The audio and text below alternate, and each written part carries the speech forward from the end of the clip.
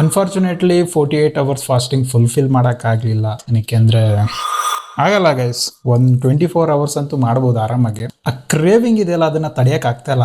ನನ್ನ ಕೈಲಿ ಆಗ್ತಾ ಇಲ್ಲ. ಬೇರೆಯವ್ರು ಮಾಡ್ಬೋದೇನೋ, ಬಟ್ ನನ್ನ ಕೈಲಿ ಆಗ್ಲಿಲ್ಲ. 1:30 ಊಟ ಮಾಡಿದೆ. ಆಗಲ್ಲ, ಅದು ತುಂಬಾ ಅಭ್ಯಾಸ ಇರಬೇಕು. ಸೊ ಏಕ್ದಮ್ ನಾವು 48 hours ಮಾಡ್ತೀನಿ ಅಂದ್ರೆ ಅದು ಆಗಲ್ಲ. So step by step, first 6 hours, ಆಮೇಲೆ 12 hours, ಆಮೇಲೆ 18, ಆಮೇಲೆ 24, 36, ಆಮೇಲೆ 48. ಏಕ್ದಮ್ 2 ದಿನ ಕಷ್ಟ ಆಗುತ್ತೆ. ಮುಂಚೆ ಒಂದು ರೇಂಜಲ್ಲಿ ಇತ್ತು ಫುಡ್ ಹ್ಯಾಬಿಟ್. ಇವಾಗ ಸಿಟಿಗೆ ಬಂದ್ಮೇಲೆ ಗೊತ್ತಲ್ಲ ಫುಡ್ ಹ್ಯಾಬಿಟ್ಸ್ ಯಾವ ತರ ಇರುತ್ತೆ ಅಂತ.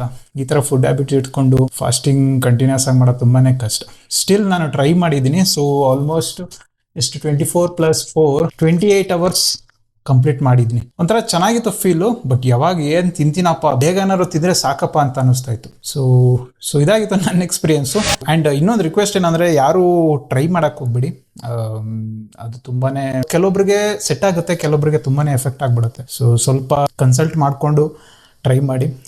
ಸೊ ಆನ್ಲೈನಲ್ಲಿ ವಿಡಿಯೋ ನೋಡ್ಕೊಂಡೆಲ್ಲ ಫಾಸ್ಟಿಂಗ್ ಇರ್ತೀನಿ ಅದೆಲ್ಲ ಬೇಡ. ಸೊ ನಿಮ್ಮ ಕೆಪಾಸಿಟಿ ನೋಡ್ಕೊಂಡು ಮಾಡಿ. ಆಗ್ತಿದ್ಯಾ ಮಾಡಿ, ಆಗ್ತಾ ಇಲ್ಲ ಅಂದರೆ ಪುಷ್ ಮಾಡಬೇಡಿ, ಆಯಿತಾ. ಟೈಮ್ ಬೇಕು ಬಾಡಿ ಹೀಲ್ ಆಗೋಕ್ಕೆ. ಸೊ ಟೈಮ್ ತೊಗೊಂಡು ಮಾಡಿ. ಸೊ ಆಗತ್ತೆ, ಏನು ದೊಡ್ಡ ವಿಚಾರ ಅಲ್ಲ. ಸೊ ನನಗೆ ಒಳ್ಳೆ ಎಕ್ಸ್ಪೀರಿಯನ್ಸ್ ಆಯಿತು.